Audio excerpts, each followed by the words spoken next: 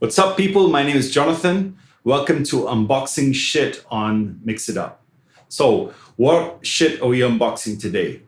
Well, let's see. I've got my trusty knife and I'm ready to do some damage. So, let's see what we got to unbox.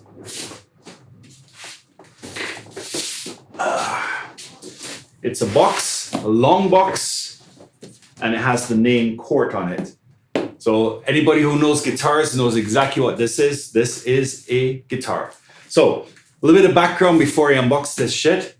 So I'm here in Taiwan, and I have some guitars I brought with me. Won't show them to you now, but I'll just tell you what they are.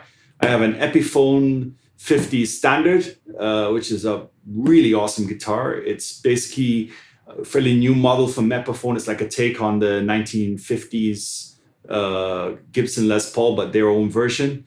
It has CTS pots, it has 50s style wiring. It's really nice and heavy, mahogany body and all that stuff. And it really plays well. To be honest, it plays almost as good as the Gibson, some of the Gibsons I have. Then I also have a Gibson Les Paul Studio, which I brought on the plane with me here.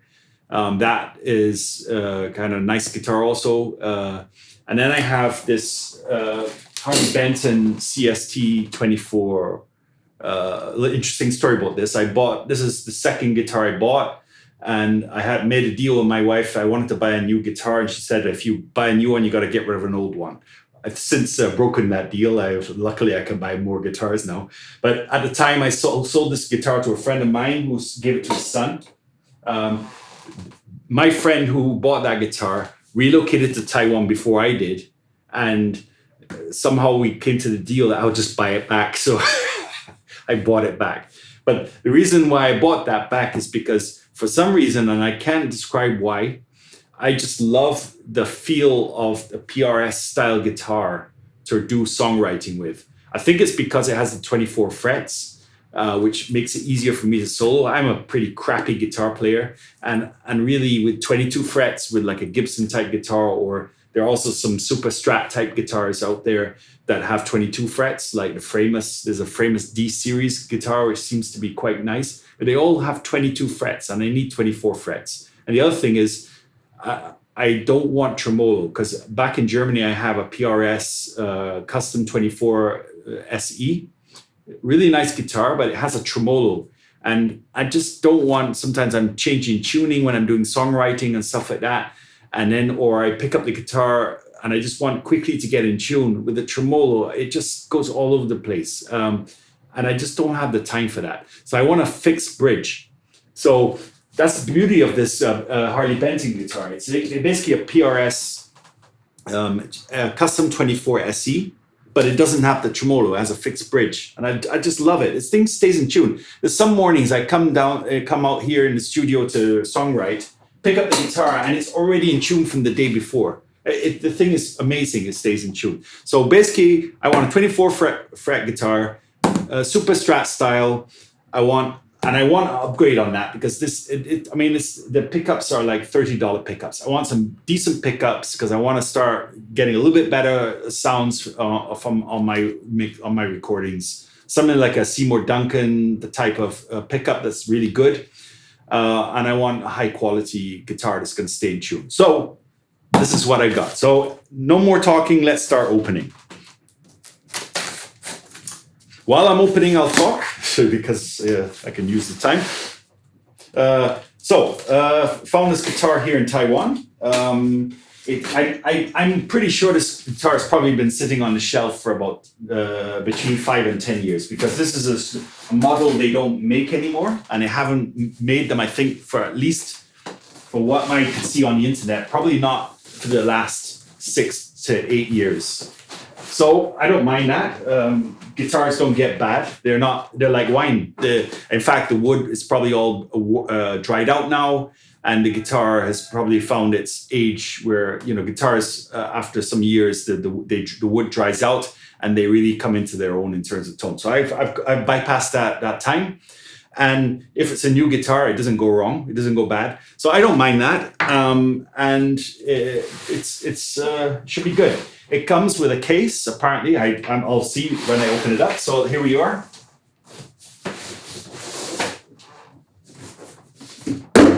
So this is inside the box. As you can see, it has a hard case, Cort hard case, looks nice.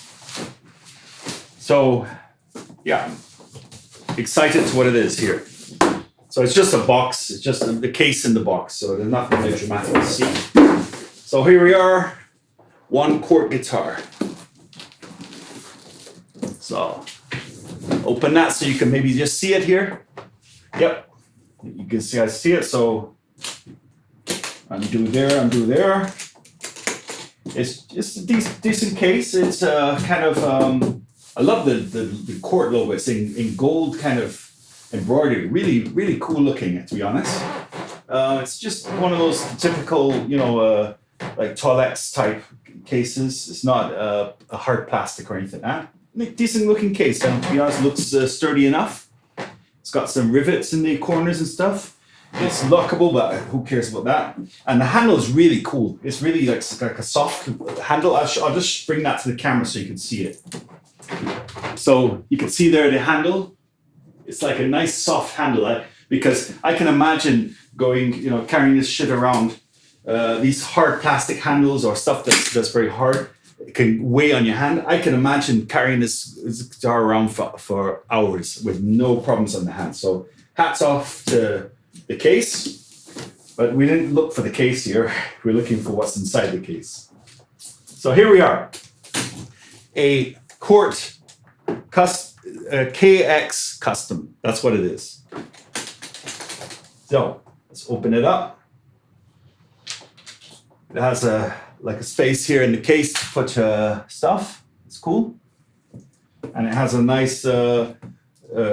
It's really contoured to the guitar, so it's really cool. It's can't move around a lot at all. I mean, so it's really nice to have a really customized case for the guitar. That's a luxury I've never had. It's usually one that's one size fits all. No, this is made for this guitar. That is super cool. So I'm going to take the case away, and let's look at the guitar. One of the fears I had about buying this guitar, because I didn't try it out before I bought it, is whether it's going to be super light. Because I actually had one of the second guitar, the guitar I bought to buy that one. So the guitar that I made a deal with my wife to buy by selling that one was a guitar called a Cort KX1Q, which is basically the standard version of this. It comes with EMG passive pickups.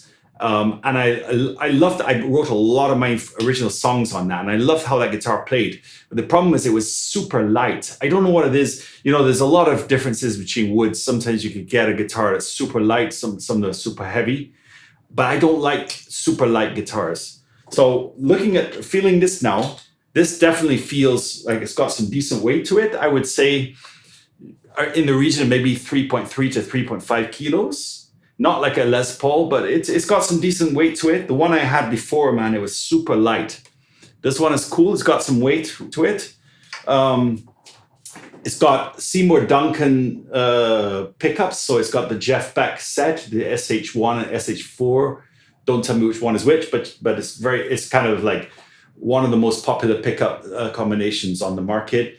It's supposed to got a Tone Pros bridge here, string through body. So it should have quite a lot of sustain.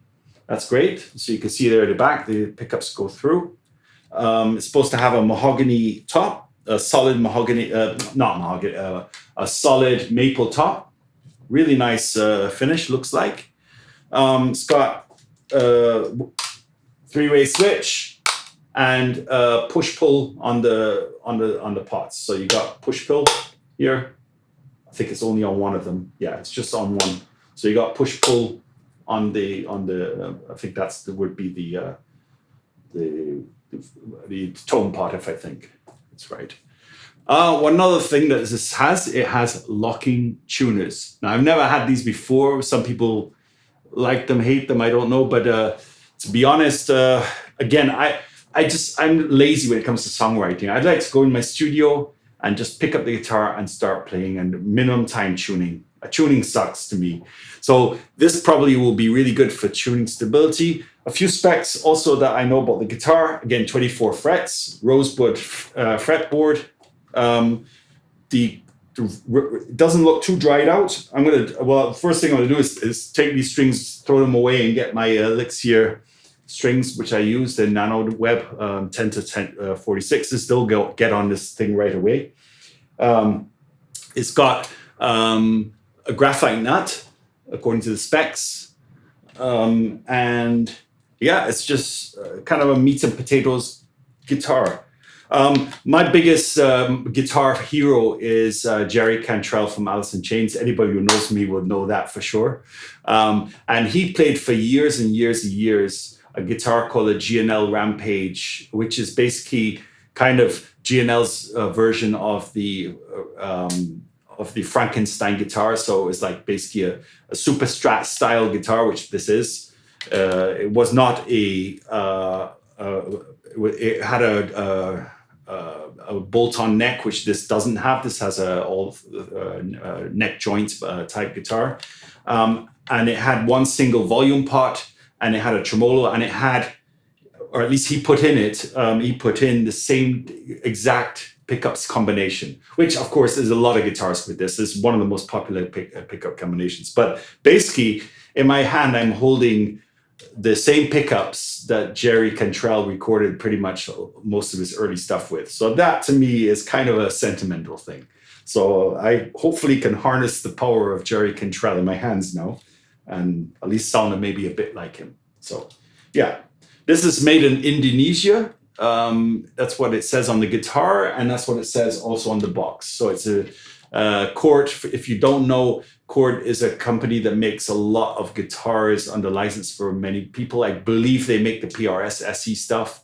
I believe some Ibanez stuff. They make a lot of the stuff, and they're known to be one of the best guitar makers outside of, shall we say, the traditional Europe, USA makers. They're known for having really high quality and really delivering good instruments. So just check the fret edges here. Perfect. Nothing to worry about there. Really cool fretboard. It has quite a, not the thinnest neck on earth, but it's quite thin.